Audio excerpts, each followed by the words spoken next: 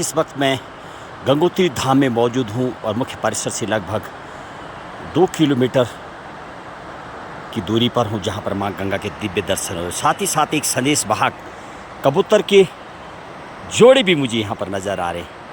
जहाँ मानव रहते हैं वहाँ ये देखिए कबूतरों का एक जोड़ा नज़र आ रहा है।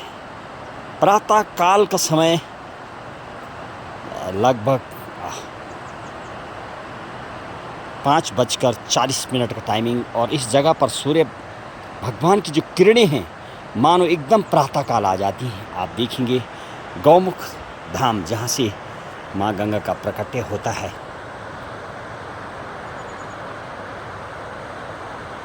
और दोनों जोड़े विचरण करते हुए उस गुफा में, जिस गुफा पे आज हमने रात्रि विश्राम किया, सामने एक और गुफा नज़र आ रही है।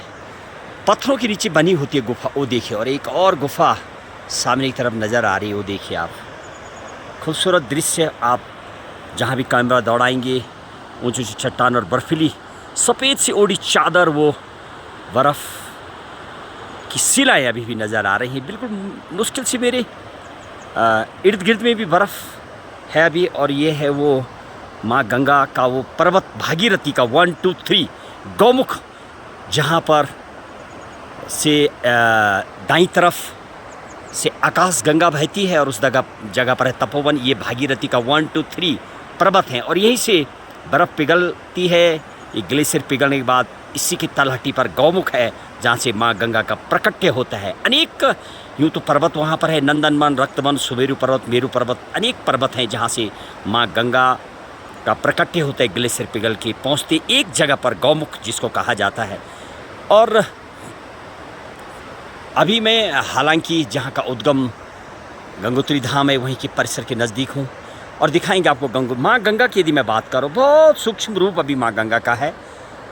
हालांकि शाम तक माँ गंगा का विशाल रूप देखने को मिलता है, लेकिन आप अंदाज़ा लगाइए माँ गंगा का इतना सूक्ष्म रूप यहाँ पर है, लेकिन धीरे धीरे माँ गंगा विशाल रूप में पहुँचती है। जब हरिद्वार आपके प्रयागराज में माँ गंगा का विशाल रूप, गंगा सागर तक, लेकिन माँ का एक जल भी जिस बर्तन और जिस में पहुँच जाता है वो उसको अपने रूप में बिल्कुल परिवर्तित कर देती है। ये माँ गंगा की खासियत है। और इसमें बैक्टीरियोफेज तो होता ही है, इसके अलावा माँ गंगा का जल में इतने अनेक जड़ी और बूटियाँ, जो पेड़ पौधे हैं यहाँ पर अनेक अरबों, उनकी जड़ी बूटियों से माँ गंगा का धीरे धीरे जो इसमें मिलता है अनेक मिनरल्स, उससे माँ गंगा इतनी पवित्र हो जाती है कि जो भी इसमें आता है वो समा जाता है। पतित पावनी इसलिए कहा जाता है इसको। दिव्य दर्शन माँ गंगा के प्रातःकाल का समय। जय गंगा माँ, जय हिंद, जय भारत।